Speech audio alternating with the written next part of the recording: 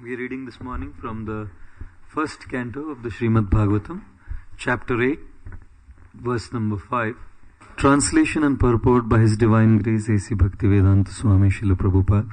Translation: The clever Duryodhan and his party cunningly usurped the kingdom of Yudhishthir, who had no enemy. By the grace of the Lord, the recovery was executed, and the unscrupulous kings who joined with Duryodhan were killed by him. Others also died, their duration of life having decreased for their rough handling of the hair of Queen Draupadi.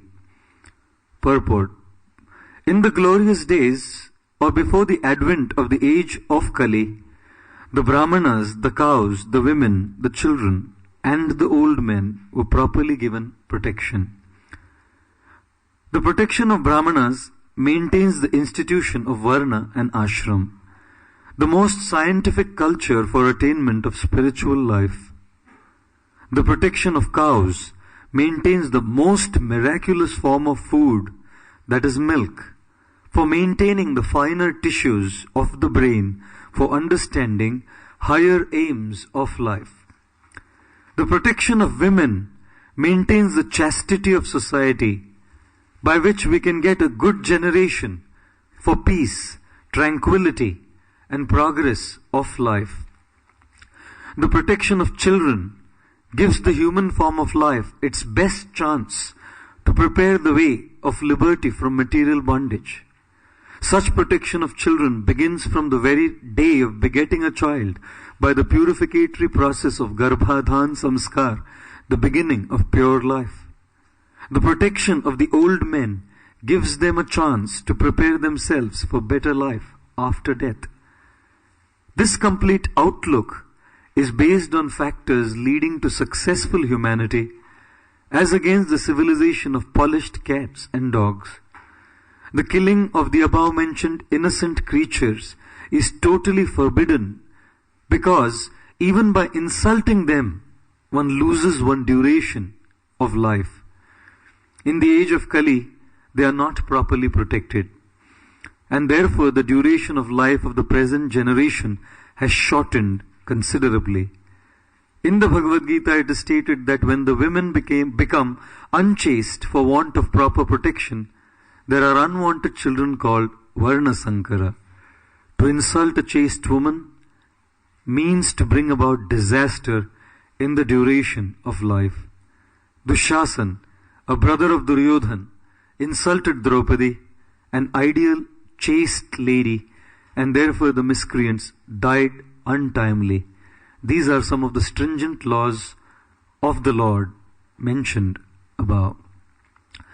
Om Ajnantimirandhasya Jnananjanashalakaya Chakshurun Militam Yena Tasmai Shri Gurave Namaha Mukam Karoti Vachalam Panghum Langhayate Girim Yatkripatamaham Vande Shri Gurum Deenataranam Sri Chaitanya Ishwaram Paramananda Madhavam Namaum Vishnupadaya Krishna Pristhaya Bhutale Shrimate Bhakti Vedanta Swami Niti Namine Namaste Saraswate Deve Gauravani Pracharine Nirvishesha Shunyavadi Paschatya Deshatarine Vancha Kalpatarubhyascha Kripa Sindubhyaiva cha Patitanam Pavanebhyo Vaishnavebhyo Namo Namaha. Jai Sri Krishna Chaitanya Prabhu Nityananda Shri Advaita Gadadhar Shrivasadi Gaura Bhakta Vrinda. Hare Krishna, Krishna Krishna, Hare Hare, Hare Rama, Rama Rama, Hare Hare. So before I begin on this very difficult and controversial subject, I'd like to take blessings of the senior Prabhupada disciples present here and all the other devotees as well. So definitely we are embarking on a very controversial subject this morning, and I'll try to be as non-controversial as is humanly possible for me. and try to explain the subject matter based on the teachings of His Divine Grace, Srila Prabhupada, and some of our previous acharyas, particularly Sripad Madhvacharya, who comes in our Sampradaya, the Brahma Madhva Sampradaya. Sripad Madhvacharya has written commentaries on the Mahabharata. If there is any authentic commentary of the acharyas available, the only commentaries available on the Mahabharata is the Mahabharata Tatparya Nirnay by Sripad Madhvacharya. So in order to look for a lot of complicated, controversial questions, answers to these questions, we have to refer back because not much is available apart from this. So let us see how it goes. Yesterday His Grace Krishna Dharma Prabhu gave a beautiful talk on the character of the Pandavas, and he was mentioning that how there is not much availability of the authentic versions of the Mahabharata, so we generally have to refer to the Srimad Bhagavatam because there is parampara there, and understand what the Mahabharata is all about.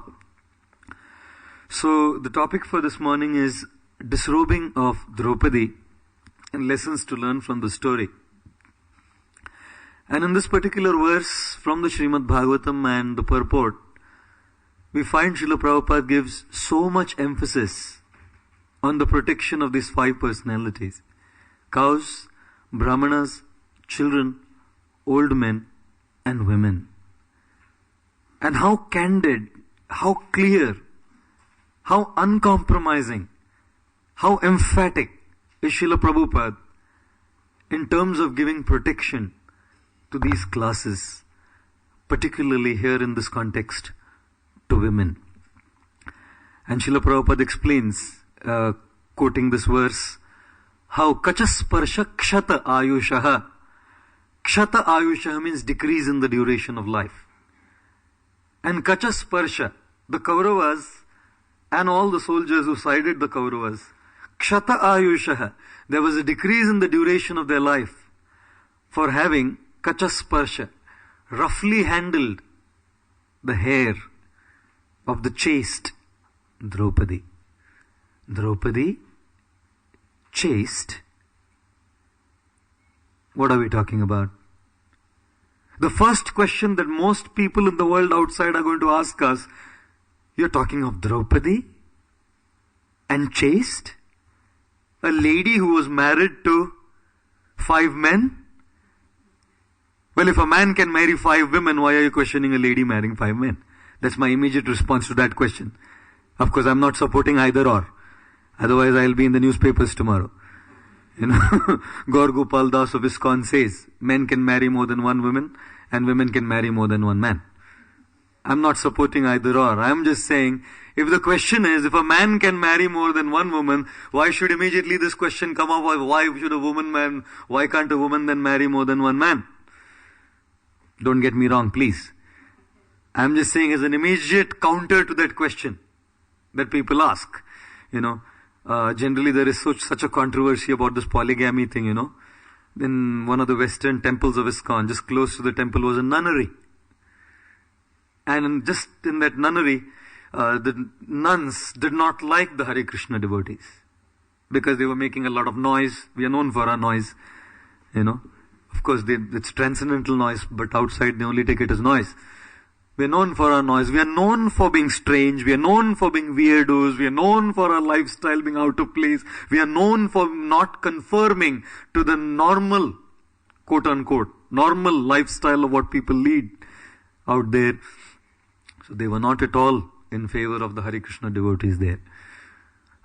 Consequently, they filed a suit against the Hare Krishna devotees in the court and said that this temple and this religion should not be allowed in this country because it promotes promiscuity.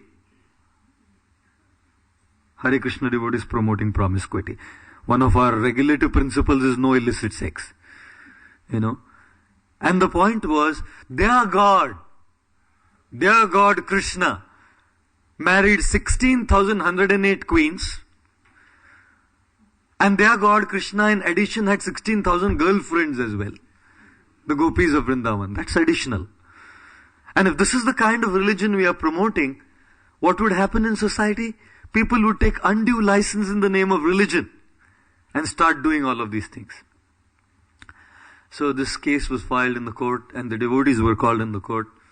Devotees are smart.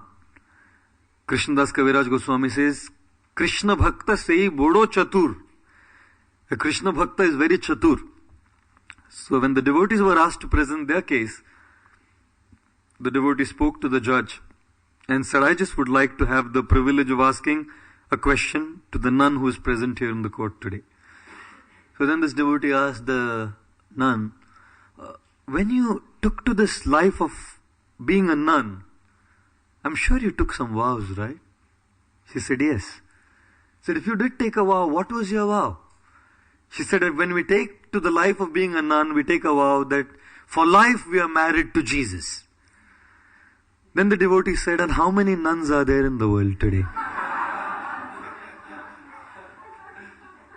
They're definitely more than 16,108. So said, now we must file a case against Jesus Christ that he's married to more than 16,108 ladies. And the nun said, let's dismiss the case, don't worry. And of course the case was dismissed and the temple of ISKCON prevailed there. But no doubt this is a question that comes into account constantly, chastity, loyalty. And especially we hear Draupadi marrying 5 men. In the Vedic times, like we heard the other day, a Kshatriya was allowed polygamy because of the mode of passion prevailing in him. It was not a general case, but Kshatriya, because the mode of passion was so prevalent and prominent, a Kshatriya would be allowed polygamy in those days. But a lady marrying 5 men is just too much for people. And if we do not understand it in proper perspective based on the Mahabharat Tatparya Nirnay of Shripad Madhvacharya, we will always remain mistaken as to the authenticity of the character of Draupadi. In fact, without knowing the background, most all of us remain confused. We still cannot figure out why and how. We still cannot figure out the mystery of why and how. Why Draupadi would be married to 5 men like this. And believe me, if we do not understand the background, if we do not give a benefit of doubt, we will be judgmental and make wrong conclusions about these personalities and tread into the dangerous zone of what is called as offense, aparad. And is it not true about the life of devotees as well? That if we do not know the background, if we do not know the particular situations that led to a devotee saying or doing something, we tread into the dangerous zone of offending that devotee. And therefore, without knowing the situation, without knowing the background, to jump to conclusions and enter into this dangerous disease of judgmentalism is extremely detrimental to Vaishnava life. Many a times we all have been a victim to this, and the world of ISKCON and the world of Vaishnavism has seen how judgmentalism can lead to the downfall of a devotee. Look at this. Kutta kachasparsha kshatayusha. The duration of life is decreased by roughly handling the hair of Draupadi.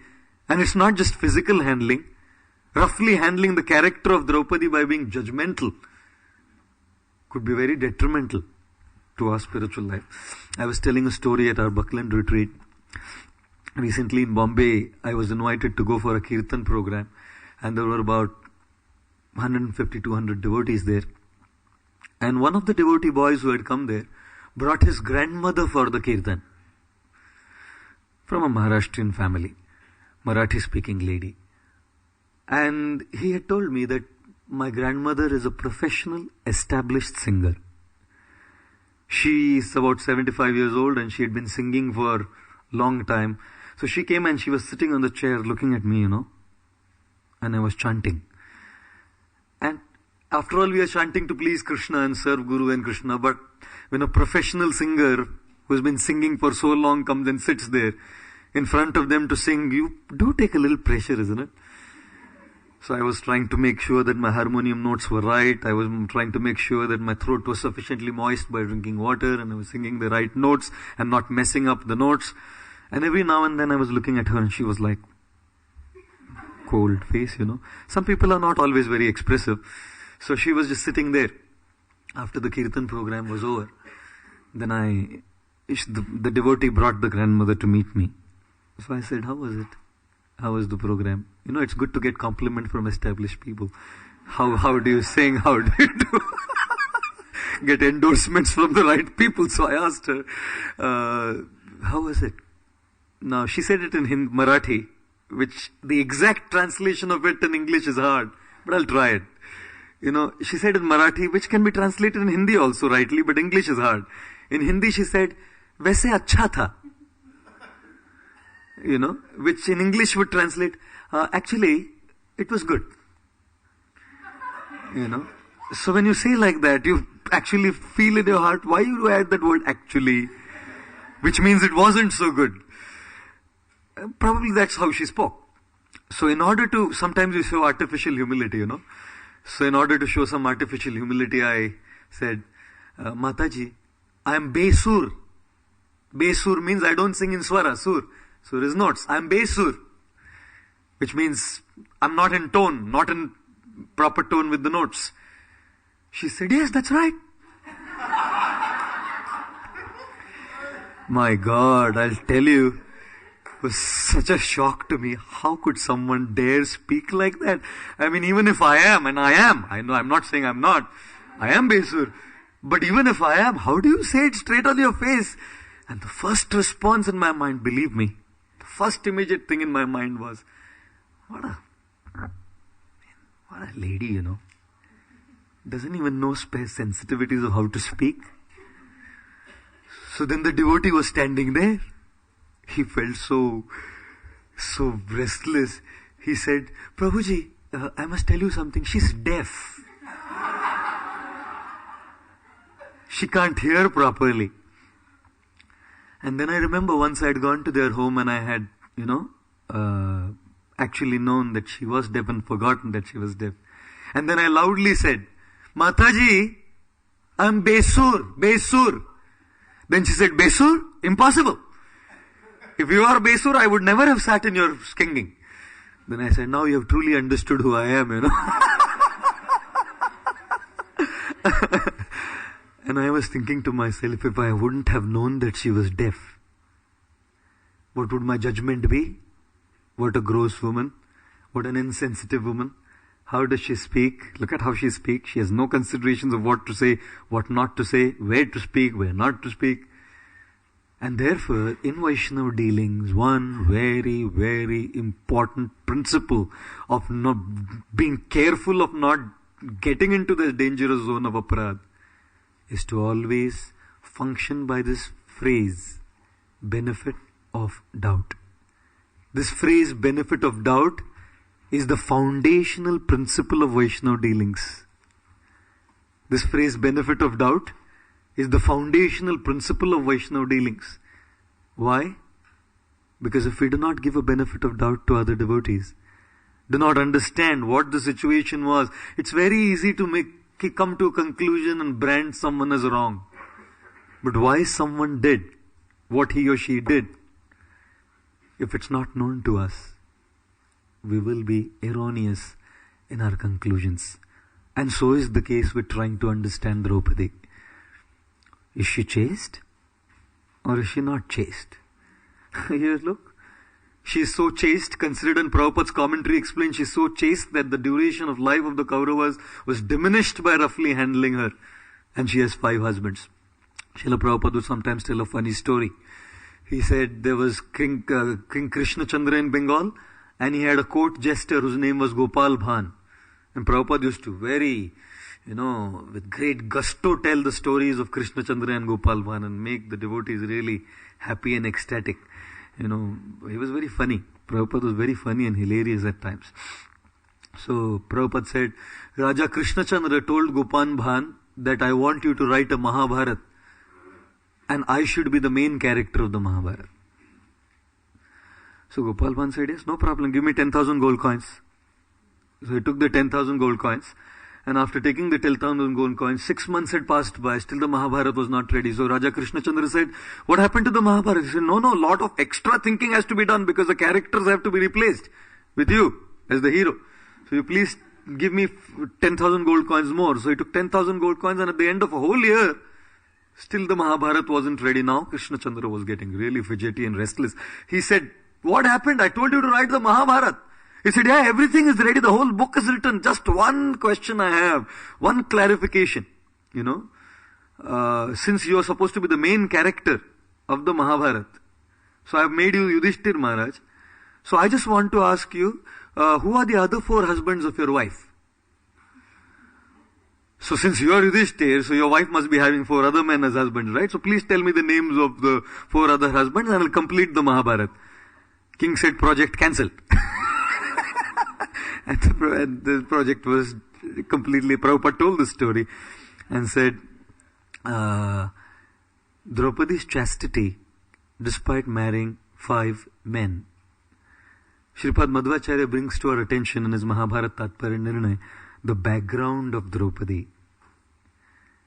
In her past life, Draupadi was a staunch worshipper of Lord Shiva, and she had gone and done great tapasya to get a husband who would be perfect and strong.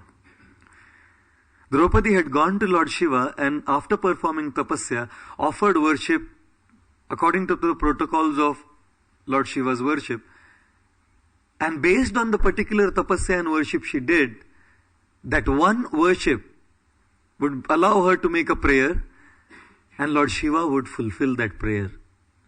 One prayer. And she had performed tapasya and worship in such an amazing, incredible way. Draupadi prayed for a perfect and a strong husband. She didn't realize, however, while praying, she said the same thing 5 times. She offered that prayer 5 times. And according to Shripad Madhvacharya, that benediction of Lord Shiva fructified into getting 5 husbands who were the 5 Pandavas. Now, while Draupadi was married to the 5 Pandavas, Pandavas were completely confused, and that's when Vyasdev comes and reveals this. Vyasdev comes and reveals this in the Mahabharata of how Draupadi had prayed like that earlier. And they took a vow. Vyasdev made them all take a vow that each of the Pandavas will remain with her only for 1 year.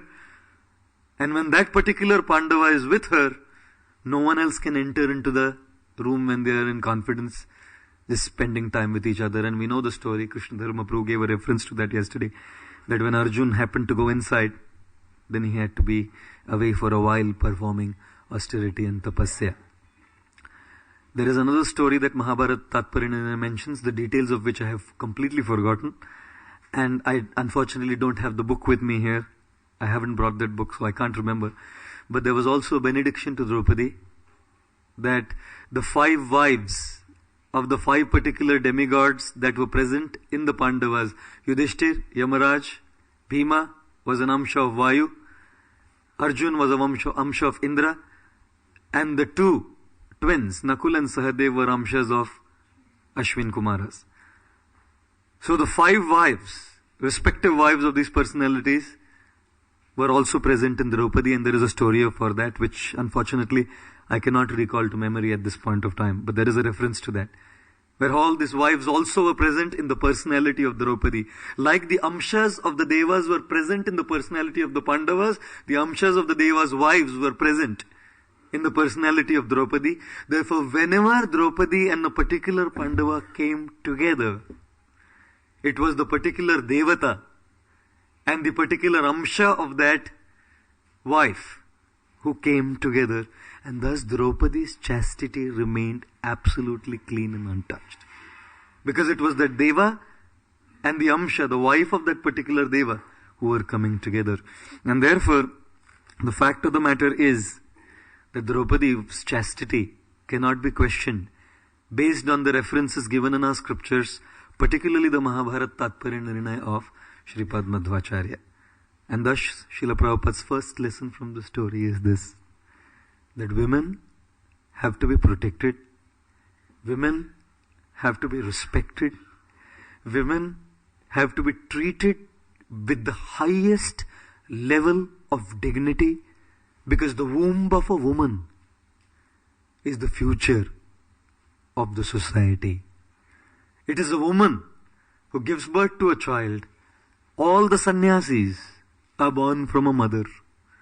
All the Kshatriya leaders, kings, are born from a mother. All those who have invented the most wonderful things in the world today are born from a mother. And not only are they born from a mother, but the love, the affection, the training that a mother gives to the child can make or break the future of the world. Therefore, a woman plays such a key role, such an important role in society. And Srila Prabhupada was very uncompromising in talking about these things.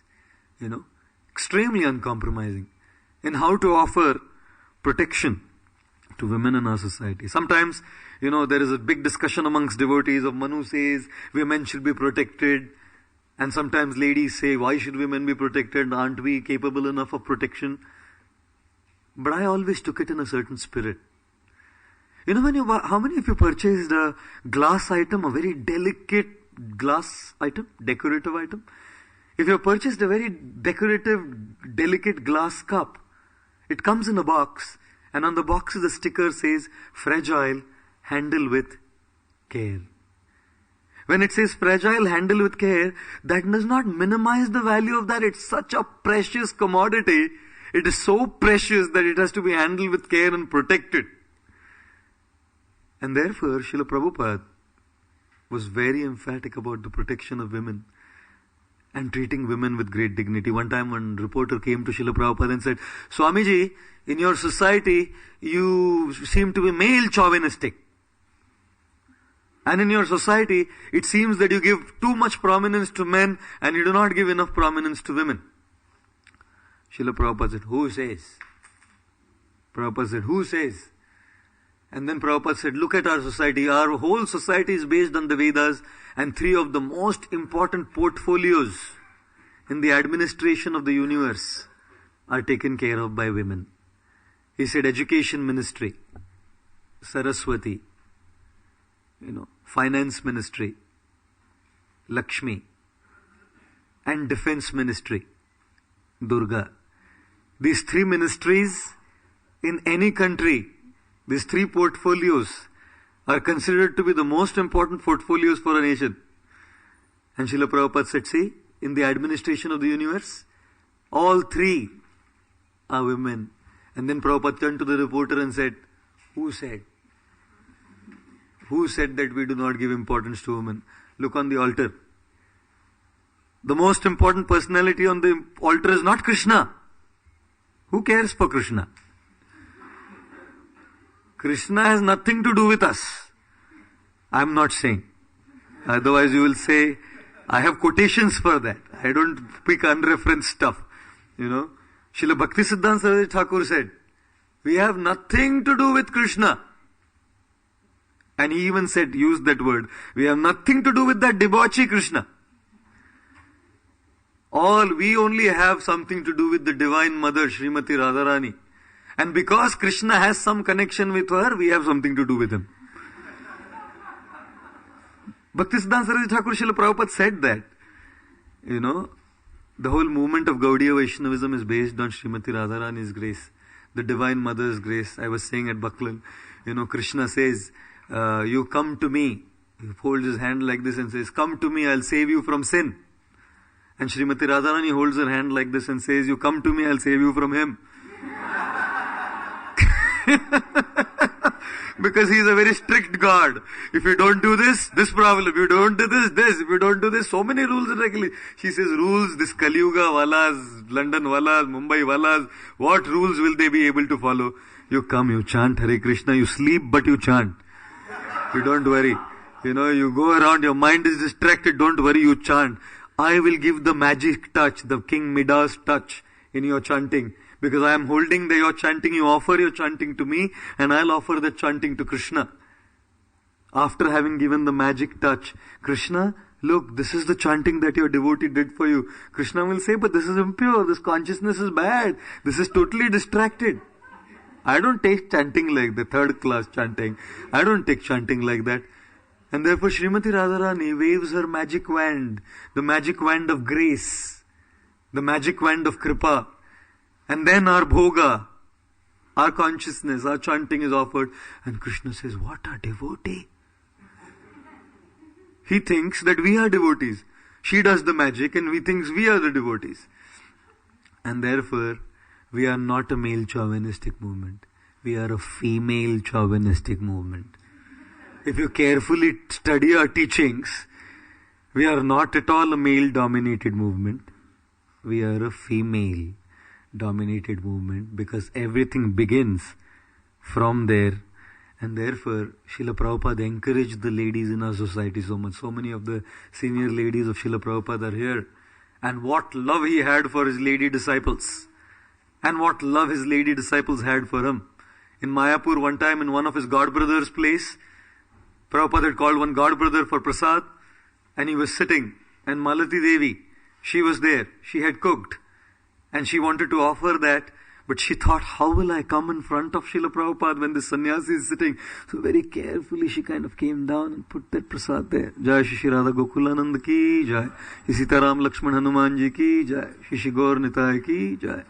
So very carefully she put that prasadam down there. And the sannyasi saw that. She was like very, like this. And then Prabhupada said, just say, this girl, Malati, she loves me so much, she can slit her throat for me. And Prabhupada said, I love her so much, I can slit my throat for her. So much encouragement. Nowhere in the Vedic culture, except for a few exceptions, do we find ladies given the privilege of chanting the Gayatri mantra. Nowhere in the Vedic scriptures we find the ladies given the privilege of entering on the altar and doing the puja for the deities. Srila Prabhupada gave so much importance to ladies in our society and to the protection of ladies. Why? Because yes, they are the mothers of the society. The future of the whole human society depends on protection of women. That's of course one aspect of this. That the whole story of Draupadi being disrobed and the destruction of Kauravas comes from an offense to a chaste woman. Kachasparsha kshatayoshaha, for having dealt, roughly mishandled the hair of Draupadi. The second perspective to the story I would like to also present is, why would someone like Yudhishthir gamble? The whole episode of Draupadi Vastraharan comes from the gambling match. If Yudhishthir Maharaj is Dharmaraj and he is the embodiment of religious principles, how could he engage into something called as gambling? One of our devotees settled down in Las Vegas, He's a Hare Krishna devotee. And he was calling me, Prabhuji, please come to Las Vegas to preach. I said, preach where? In casinos? He was saying, Prabhuji, please come to Las Vegas and please preach here. How do I go to preach there where everyone, the whole atmosphere there? You go to Las Vegas, the whole atmosphere there is of gambling. And gambling brings along with it associated sinful things. One time one devotee said to Srila Prabhupada, the devotee was getting ready in the night. And the next morning, of course, the devotees came back and said to Prabhupada, Prabhupada, last night we went to a club to preach. People were drinking, dancing, doing all kinds of things. Prabhupada said, that's good, but that's no place for brahmacharis to go. So you need not go to club. Leave that to someone. You don't have to go there. And one time Prabhupada said, if you're going there to preach, make sure you return back also. Because you may go there to preach and Prabhupada may have to go finding, where is that devotee? So this devotee was saying, please come to Las Vegas to preach. Gambling. My God. You know what is the worst thing in gambling? The worst thing in gambling is to just allow the person who is gambling to win for a while. And every casino, every gambling den knows how to integrate these systems in their mechanisms so as to make those people feel that they are winning for a while. And as they keep winning for a while, they get just so addicted to it, keep waging. And finally, lose practically everything. Was Yudhishthir addicted to gambling? Did he love the game of gambling? Were Kshatriyas allowed to engage in gambling? One devotee was recently sharing a very interesting perspective. See if you like it. Good one.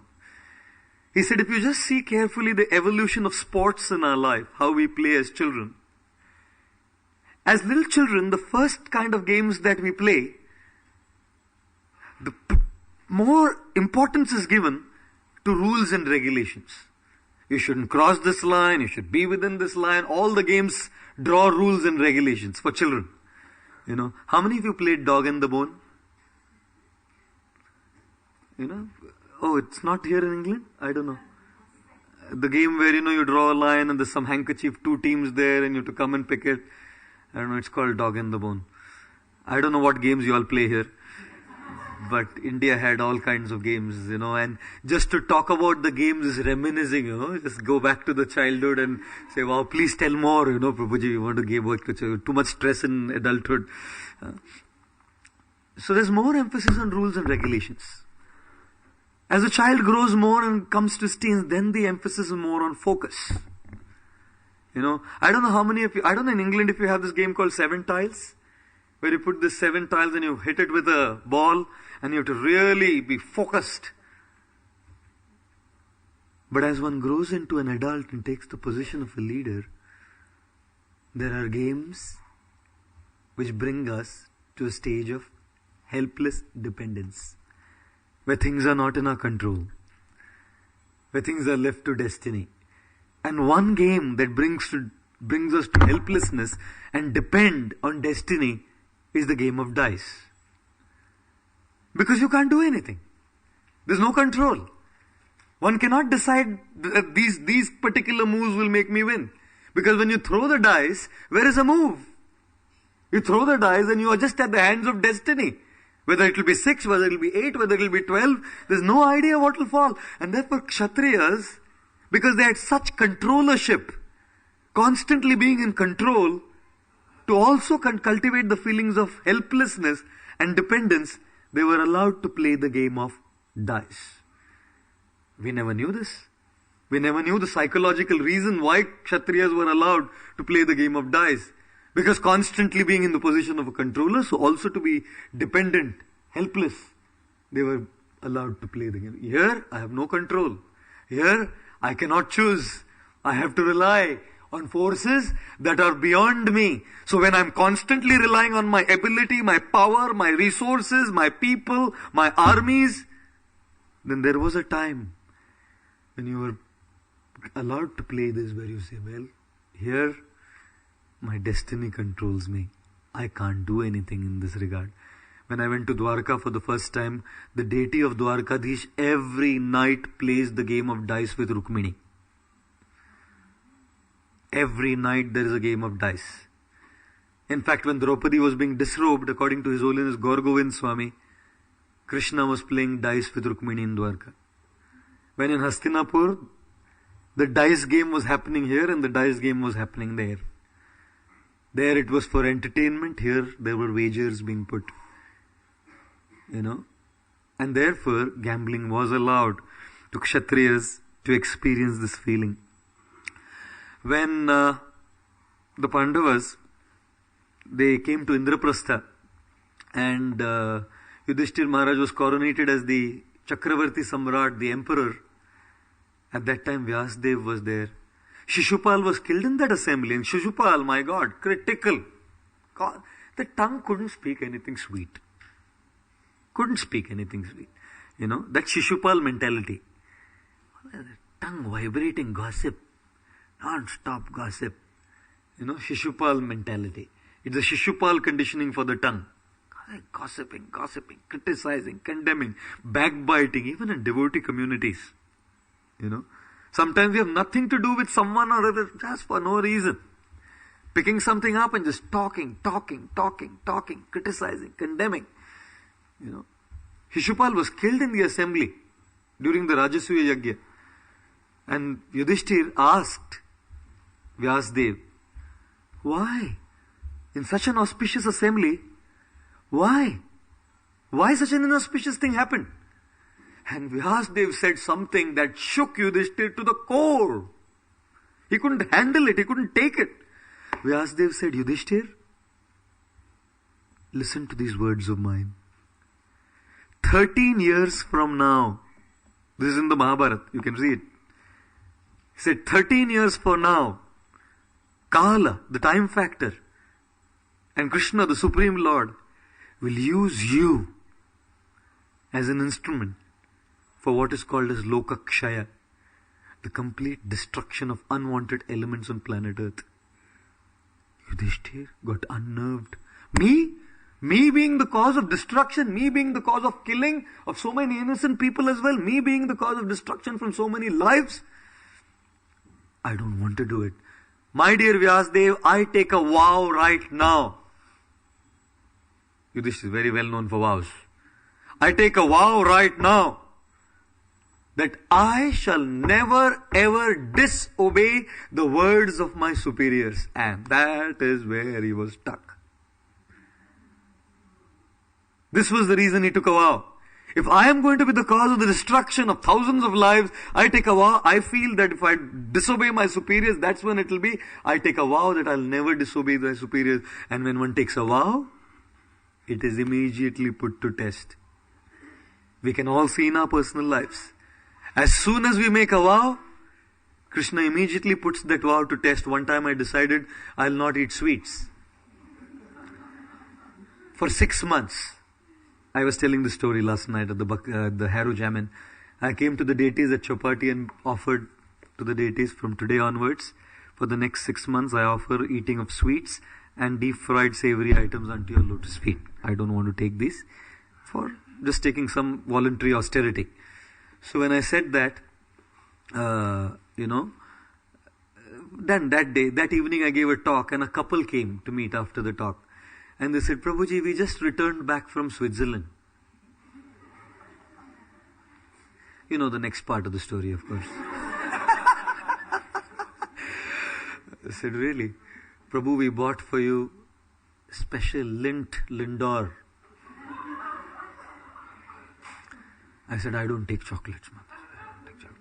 No, Prabhu, not chocolate. White chocolate. And in my mind I was thinking, you couldn't come one day before? Couldn't you just come one day earlier? And they bought 25 bars. 25 bars. And so expensive, the most exquisite, offerable to Krishna. And I was looking at those bars in my room. And I was thinking, Gopinath, can I begin from tomorrow?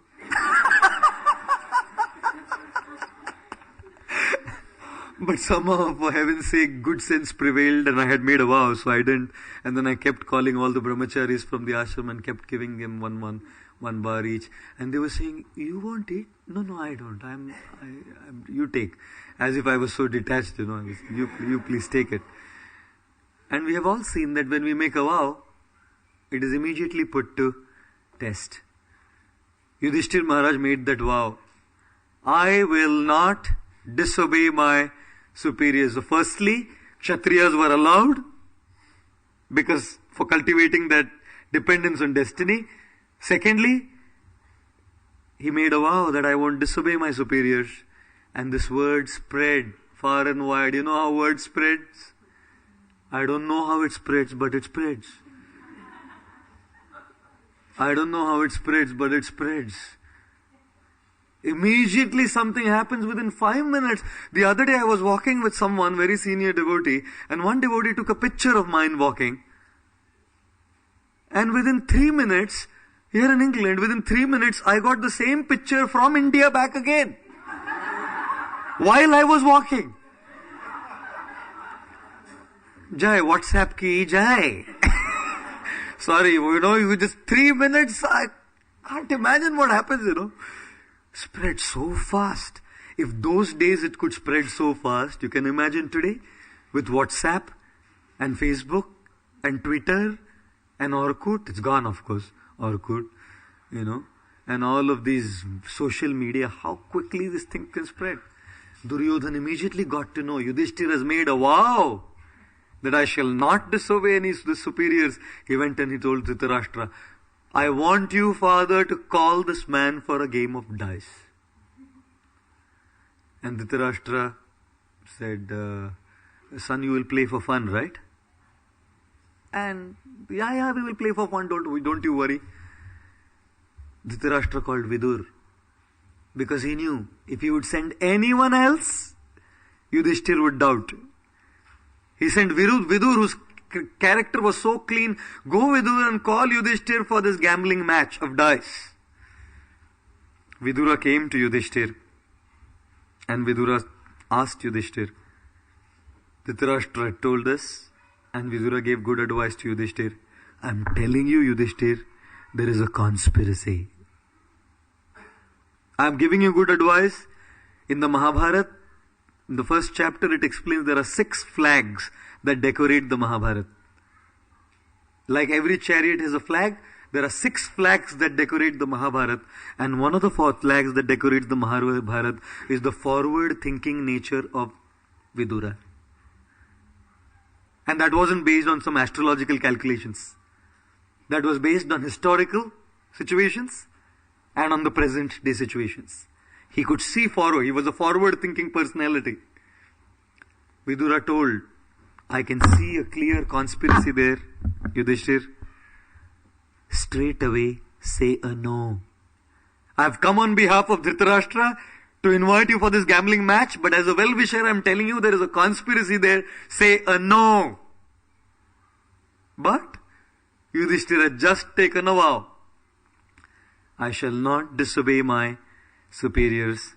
We are again stuck between high, higher, and highest. A high principle was not to disobey the superiors.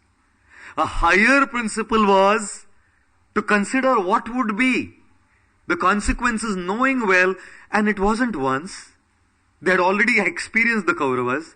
Bhima was poisoned. The house of lack had come. Had Yudhishthira not seen the evil nature of Duryodhan? He had seen. Time and again, history had proven how the Kauravas had always tried to destroy the Pandavas. And this would not be an exception. If only he would have considered a higher principle above the high principle. Yes, following that dharma of not disobeying the superiors and the vow that he had taken was important. But a higher dharma was to see how the security of the family and Hastinapur was ensured. And the highest dharma, which at that time, of course, Yudhishthira would not see, was Krishna's will. There is high, there is higher, and there is highest. And therefore, Yudhishthira, again a great devotee, but from a human point of view we are discussing, became a victim of what is called as niyamagraha in the nectar of instruction. Following the rules for the sake of following them. Being a staunch adherent of the principles of dharma. Being a staunch adherent of the vows that I have taken. I cannot disobey my superiors. Vidura, who is a forward-seeing man, who is such a wise man, telling him, say no, Yudhishthira. Say no. Stuck to his vow.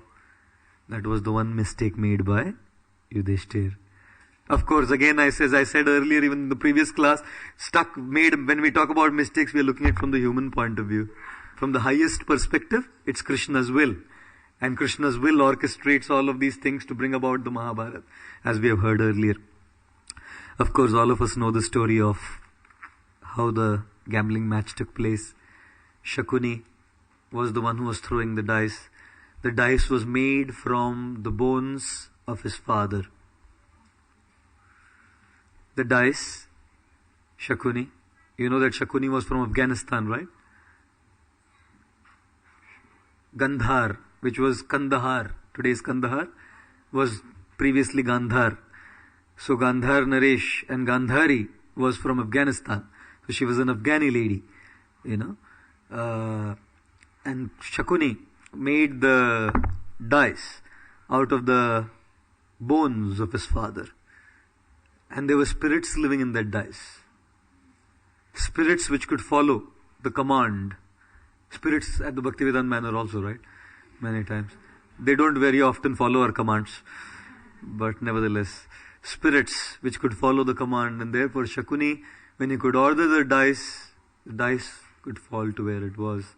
And here was Yudhishthir, waging his money, his property, Indraprastha, gone. Dushasan, Duryodhan waged his brother. The condition was you would wage equal amount. So whatever he would wage, whatever Duryodhan would wage, Yudhishthir would also have to put the same. So now Duryodhan brought one of his brothers. Yudhishthir had to put one of his brothers. And one by one, the brothers were gone.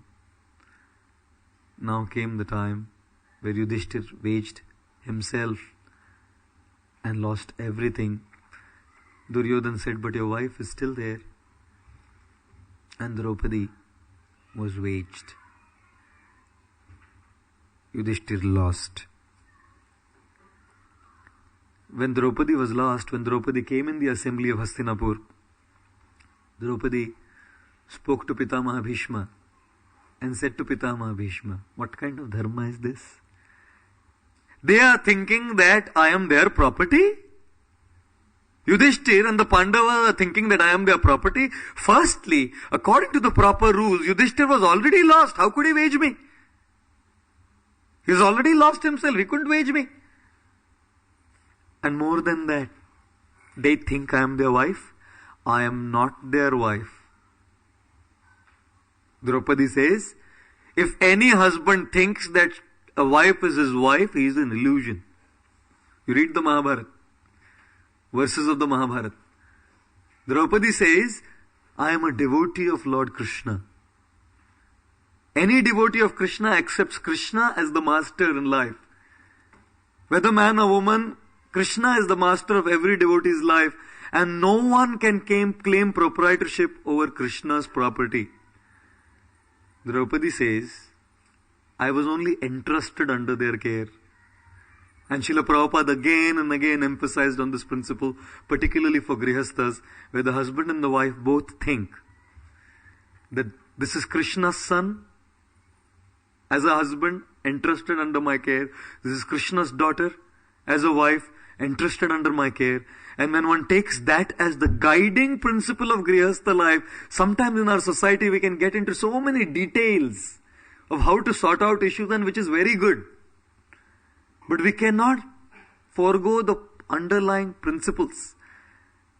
The universal principle of Grihastha life is this, that a Grihastha is simply a trustee of Krishna's property. So Draupadi said to Pitamaha Bhishma, they are saying, I am their wife, I am their property. If I was their property, they could wage. I am Krishna's property, only entrusted under their care. How could they wage me? How could they wage me and put me at stake? Of course, Bhishma was silent. Drona was silent. And if you see from the human point of view, we see, Prabhupada explains in the Gita purport, how they had eaten the salt of the Kauravas. Constant association with demoniac personalities can also change a divine person into siding adharma. Bhishma was helpless, quiet. His allegiance to the throne of Hastinapur made him dumb, silent, Drona, the highest Brahmana, the knower of all the Vedic literature, was silent. And here in the assembly of Hastinapur, the Asat Sabha was such brutal injustice hurled at a woman. Such brutal injustice. How can anyone be forgiven for it? How can anyone be forgiven for such brutal injustice done to such a great lady, such a chaste lady as Draupadi? And therefore even Bhishma had to pay the price. Even Bhishma had to pay the price. Being arrows penetrating his body. And Srila Prabhupada comments in one place, even if one may be a great Mahajan and Mahabhagavat as Bhishma, if one sides adharma, one will have to pay the price. Therefore, when we see Bhishma as a Mahajan, we see Krishna is using him as a pawn on the other side to show us that if we side adharma, no matter who we are, We have to pay the price. When Bhishma was lying on the battlefield with his arrows, all these arrows, my God. How many of you have gone through acupuncture? Have you taken acupuncture? Not talking of acupressure, acupuncture. When you have these hundreds of needles all pierced through you, God, it is painful, Imagine this acupuncture. Lying there, waiting for Krishna to come. And Krishna brought Yudhishthir. And Pitamaha Bhishma started speaking on dharma, Stri dharma, Raj dharma, Bhagavad dharma. And Draupadi started laughing, She said, you're talking dharma? Pitamaha, you're talking dharma? What happened to you when I was in the assembly of Hastinapur being disrobed by that Dushasan? Where was your dharma then? Why were you so quiet then? Today you have the courage to speak on dharma to my husband Yudhishthir. Where was your dharma when I was being disrobed? Why were you dumb and silent? And Pitamaha Bhishma replied to Draupadi and he said, my dear daughter, you should know that when I was in the assembly of Hastinapur, in the Asat Sabha, because of eating the salt of the Kauravas, my blood was impure. And that impure blood did not allow me to speak the truth. But your husband Arjun, what a warrior. Kept shooting arrows, and all the impure blood is gone now. Therefore now dharma is coming out. All the impure blood lying on the bed of arrows been drained out. All the impurities have gone, and therefore I'm able to even discuss the subject matter of dharma with you, Draupadi, helpless lady. Imagine, I was mentioning even the day before yesterday, there's a difference between sympathy and empathy. It's very easy to sympathize with someone who has gone through abuse. Very difficult to empathize. We cannot understand the exact feelings. We can keep talking, we can keep analyzing, we can keep going through the details of the issue. We will never, ever be able to have that feeling in our heart of what a person goes through. And therefore, while we live in a devotee community, more than sympathy, devotees need empathy. Sympathy is all fine. Devotees feel that they have a strong need to be understood what they are going through. Draupadi, she tried a lot. Kept trying to save herself from the hands of Dushasan, the power of 10,000 elephants. She was not in a state to come the 3 days that a woman is in. She was staying there, her hair let loose. And when she was lost, Duryodhan said, go and get Draupadi in the assembly. She sent a soldier. Draupadi said, I'm a queen. I don't go with a soldier. Get lost out of here. When the soldier came back and said, the Samragyi won't come back, Duryodhan told Dushasan, you go. Go and get.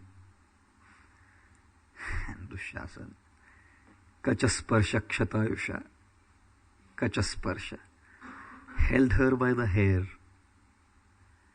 and dragged her into the assembly of Hastinapur. Dragged her. Pulled her in. My God. Shouldn't happen with any woman or anyone for that matter. Such a great devotee as Draupadi. Is this what Krishna does? Let's stop chanting Hare Krishna if this is what Krishna does to his devotee. Let's give up the worship of Radha Gokulananda if this is what Krishna does to his devotee. Dragged her and that wretched Duryodhan started patting his thigh and saying, bring her and put her here. And that wretched Karna, he had the guts to say that she's a prostitute, a cheap prostitute, a low-class woman. Yes, this is what she deserves, to be dragged into the assembly. This is what she deserves, to sit on the thigh of Duryodhan. My God, that assembly, I'm telling you, when we read the verses and see what happens there, actually the verses of the Mahabharat, go through the Sanskrit of the Mahabharata verses, we truly start getting into that situation of what was happening with Draupadi. She was howling, screaming, yelling for help. Turned towards Bhishma, didn't say anything. Turned towards Drona, didn't say anything. Turned towards her husbands, didn't say anything. They were all quiet, bound by a high principle and forgetting the higher principle. Should he have been so attached to his high principle? Therefore, being good is good. But sometimes good comes in the way of a higher principle as well. My God. There was Yudhishthir, quiet. As Draupadi turned to her husbands, all shelters disappointed her. Every single shelter of this world is extremely disappointing. We can use them, we can be with them, but we should know, no shelter in this world, no shelter in this world comes to our rescue ultimately. Family, resources, power, sattva, the power of goodness, adhering by dharma, nothing comes to our rescue. She was helpless. And you know what happens generally? Helplessness leads to hopelessness. And hopelessness leads to godlessness. We see in this world how when people are helpless, they become hopeless. And when they are hopeless, they become godless. Why is God doing this to me? This lady stood there, eyes closed, her palms in supplication held tight, calling out for Krishna.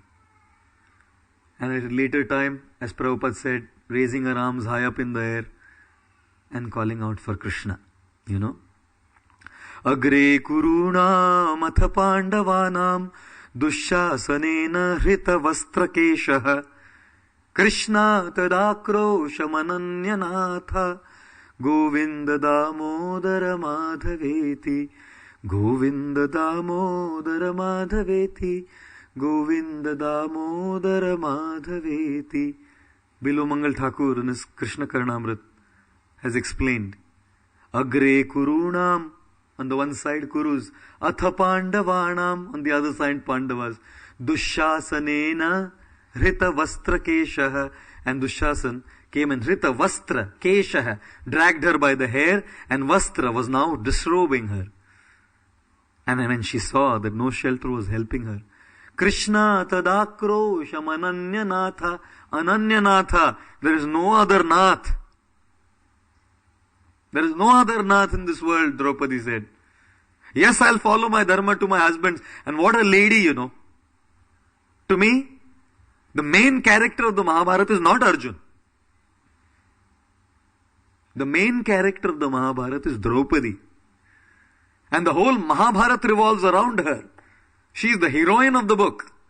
You know. That lady, after all of this happened, continuing with the husband again.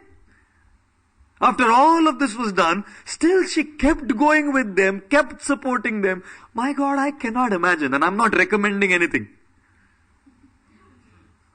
I'm not recommending anything. I'm not suggestive of anything. So please don't get me wrong. Anything, you know, it can be taken out of context. Anything can be taken out of context. So I'm just saying, what is the greatness of that lady? It's not easy, you know. Not at all easy. And therefore Draupadi took shelter of Krishna. Helplessly. Hopelessness, helplessness to hopelessness, hopelessness to godlessness. But in her case it didn't. And Krishna rushed. And His Holiness Gaur Govind Swami Maharaj says that, you know, Krishna and Rukmini were playing dice. And when she started calling Govinda Damodara Madhaveti, if you go to Dwarka, there is the exact spot where Krishna and Rukmini were playing dice. From where Krishna left is still there. It's called Pancha Pandav Tirtha. If you ever visit Dwarka, do visit this place called Pancha Pandav Tirtha. A very crucial spot in the Mahabharata. As they were playing dice, Rukmini said, Krishna, can't you hear? This is Dwarka, Gujarat, and that is, you know, Hastinapur, Delhi. Far, you know, no flights. Indigo, Go Air, Jet Airways, Air India, no flights. Said, Krishna, your devotee Draupadi is calling for you. I said, no, I don't know how to go. Rukmini said, say it again. Your devotee is calling, Krishna tad akrosha vananyata. I don't know how to go. What do you mean to save your devotee? Come on, go take Garuda. Say, Garuda, he is too sluggish. Garuda Airlines. Very slow. When I went to save Gajendra, I was running and I was telling Garuda, go fast, go fast, go fast, but Garuda wouldn't go fast. Finally, he was trying to keep up and Garuda fainted. So I had to carry Garuda on my back and I was rushing simultaneously towards Gajendra, and my dhoti started slipping off. So I was holding my dhoti, holding Garuda, and I also was manifesting water to bring him back to consciousness, holding the dhoti.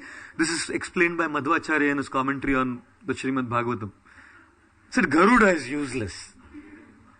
He said, Garuda is useless, my dear Lord. Faster than Garuda Airlines is the fastest internet network, the Paramatma network. You're in the heart of Dushasan. Give him a heart attack. Lord Krishna said, Paramatma is very slow. Paramatma is slow. Before we have a thought, he knows it. So Rukmini said, if Garuda is slow, Paramatma is slow, who is fast? And Krishna disappeared. Didn't answer the question. Krishna disappeared and supplied unlimited sari to Draupadi, the first textile mill. Krishna saris. Unlimited sari he supplied to Draupadi, And after having supplied this unlimited sari to Draupadi, returned back. And when he returned back, Rukmini said, what happened? You said Garuda was slow. You said Paramatma is slow. What faster commutation means did you find? Draupadi said, Krishna said, the fastest means of commutation is the helpless tears of desperation that my devotee cries. After having taken shelter of all shelters and the shelters disappoint them, when a devotee cries out in helpless desperation, those tears are faster than Garuda, those tears are faster than Paramatma. I use those as my airlines to reach my devotee. One time, Krishna came to Hastinapur and he heard some news. Bhima has started learning to sing. Bhima had started learning how to sing. And when he heard this news that Bhima had started learning how to sing, why he had started learning how to sing? Because Krishna was always praising Arjun. And Arjun was an all-rounder. He was a musician, a dancer, a singer, everything. So Krishna would say, oh, see my Sakha Arjun, how beautifully he sings. So Bhima said every time Krishna praises him only. So he started learning how to sing. He got a professional teacher to teach him singing. Now the problem was the Pandavas were very disturbed because Bhima and singing? God. Too much. And you know where he would practice? He would sit right at the entrance of the palace where there would be thoroughfare and he would sing. So one day Yudhishthir told Draupadi, this guy we can't handle, we can't tell him, no, you convince him. So Draupadi came and said, my dear husband, you sing nicely actually, but this is not a very good place to practice, should never be done in public. You should practice your Vidya in a secluded place. So there's a beautiful forest here on top of that mountain. You go and practice. So that, they knew, otherwise everyone gets disturbed. So Bhima went and sat on top of the mountain and he started singing. And there was a man who had a donkey. So this man his donkey was lost, so he was looking for this donkey. And while looking for the donkey, he said, where is this sound? My donkey seems to be there. And this man came up to the mountain and saw Bhima singing. So then he said to Bhima, Bhima said, how did you come up here? He said, my donkey was lost and I thought, it was here. So Bhima felt so disappointed, so absolutely disappointed. That was the last day of his singing. One morning, Bhima got up. And Yudhishthir Maharaj said to Bhima, I want you to go to Dwarka immediately and get Krishna to Hastinapur. So Bhima thought it's not such an urgent thing. So Bhima thought, I will eat my breakfast. His eating is very important for him.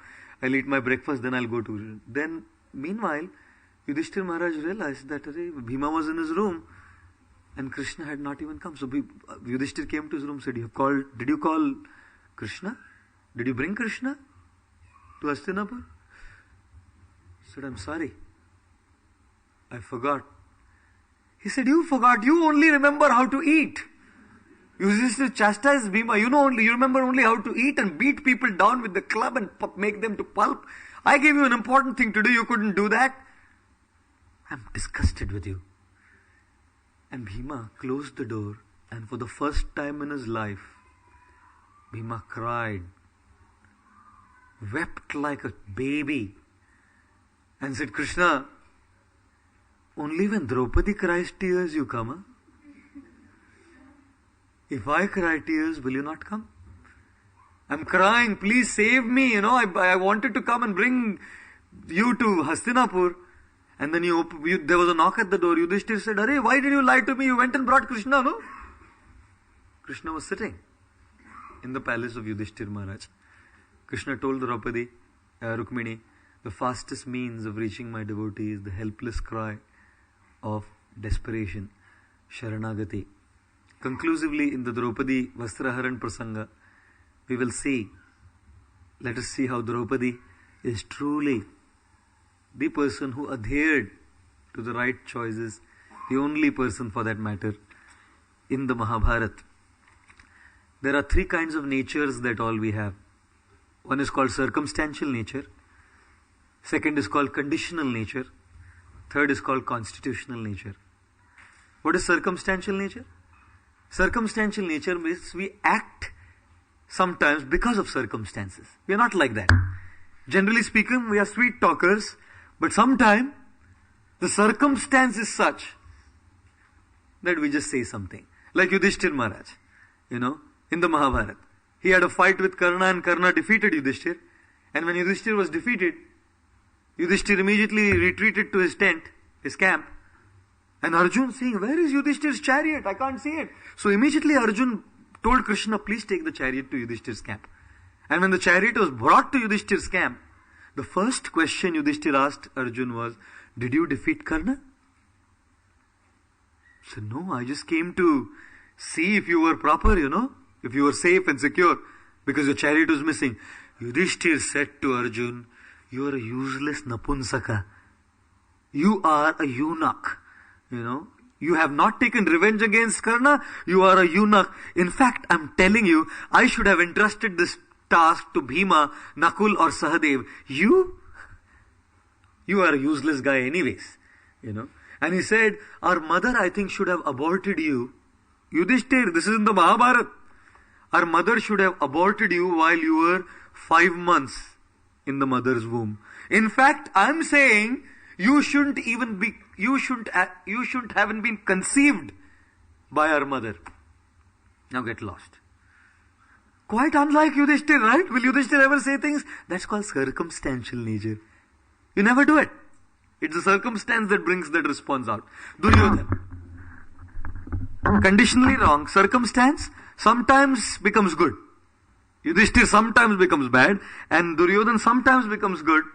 When Krishna asked, Arjuna, go and ask for those 5 arrows. He went there and said, I want those 5 arrows which are meant to kill us. Duryodhana said, 5 arrows? My dear brother, today I can give you the kingdom. Ask for it. Suddenly, circumstantial nature. Some bad person starts behaving good person starts behaving bad. Arjun said, I don't want kingdom like that. We will fight for our kingdom. Give the 5 arrows. We don't want your kingdom. Then there is conditional nature. And conditional nature means the primary nature of a person. Yudhishthir, always truthful, never speaks a lie. Conditional nature. Bhishma, always loyal, always based on scripture, dharma. That is his conditional nature. Dhritarashtra, always conditionally complaining, cribbing about life. Conditionally, always conditioned. Arey, Vidur said, change your son. What can I do? He doesn't listen. Sometimes parents come and say like that. What can we do? Our children don't listen only. We are trying to say, what can we do? What can we do? What can we do? That fellow Dhritarashtra was all the time helplessly conditioned, And the third is called constitutional nature. What is constitutional nature? Our connection to Krishna. Conditional nature is our karmic personality. We are good, bad, karmically. Circumstantial nature is we go against our conditional nature because of circumstance. But constitutional nature is our devotional service to Krishna. And there are 5 levels. First, everyone, even a demon, knows Krishna is God many times. Because he sees the power of Krishna. So there are 5 levels. It's not just knowing Krishna is God. First is to know, but to defy Krishna. That is Duryodhan. He knew Krishna is God, but he defied Krishna. Janami dharmam nachame pravritti, janami adharmam nachame nivritti. He said, I know what is dharma, but I can't follow it, and I know what is adharma, but I cannot give it up. It's very clear. And Krishna showed the universal form when he came as the peace messenger. No change. He said, Krishna, on the battlefield all this magic won't work, okay, arrows will. He called Krishna a magician and ordered all the soldiers put Krishna behind bars. Knew but defied Krishna. Second level, constitutional nature. Dhritarashtra knew Krishna is God but could not act because of attachment. Duryodhan could not act because he defied Krishna. Dhritarashtra could not act because he had attachment to his son. Such material attachments. Good advice was given by Krishna, Gandhari and Vidura, so many personalities, but could not act upon it. Third, knew Krishna is God, but could not act upon it because of ambition. Karna. Karna was so ambitious to become the greatest warrior. Krishna came and told Karna, you are a co-brother to the Pandavas. Come and be with them. If you are with them, Yudhishthir will enthrone you as the king. And you know what Karna said? If Yudhishthir makes me the king, I'll give it away to Duryodhan. I'll give Hastinapur to Duryodhan away.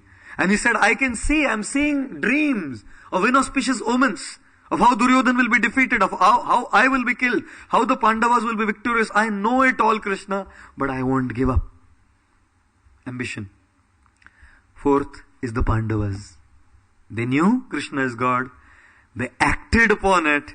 They served Krishna, they took shelter of Krishna, but in one episode they forgot Krishna. In the Asatsabha. They forgot the highest principle of Krishna. Yudhishthir went by the high principle of his word, I've given a vow, I should do it, and the other brothers went by the high principle, we cannot disobey our brother. The highest principle is Krishna. They did not. They forgot Krishna there. Draupadi, she knew Krishna as God. Her constitutional nature is the highest. And at no point of time, Draupadi forgot taking shelter of Krishna. Whether good times or bad times, her mind was completely focused on Krishna. And therefore Draupadi happens to be the prime character of the Mahabharata. And Draupadi Vastraharan, or disrobing of Draupadi, happens to be the prime episode for the whole Mahabharata. And the second prime thing Srila Prabhupada explains is, one is offense to a chaste woman, but the second is, more than that, offense to a Vaishnavi, not just a great woman. Because she was so rooted in her constitutional nature of connecting to Krishna, that Vaishnava offense, just by this, pulling the hair of a chaste woman, everything was over. What to speak of if she is a devotee? And therefore, the whole episode of Draupadi Vastraharan, disrobing of Draupadi, teaches us the dangers of Vaishnava Aparadh, teaches us dangers of dealing with women improperly. And the Shastras say, tears of a chaste woman, the tears of a chaste woman can destroy the life of a man and destroy the whole world for that matter. And therefore I think Srila Prabhupada, as he commented, we have to give that status to our women in our society and respect them. Thank you all very much. Hare Krishna. Jai Grantharaj Srimad Bhagavad Mahapuran ki Jai. Srila Prabhupada ki Jai. Gaur Premanande. Hare Krishna.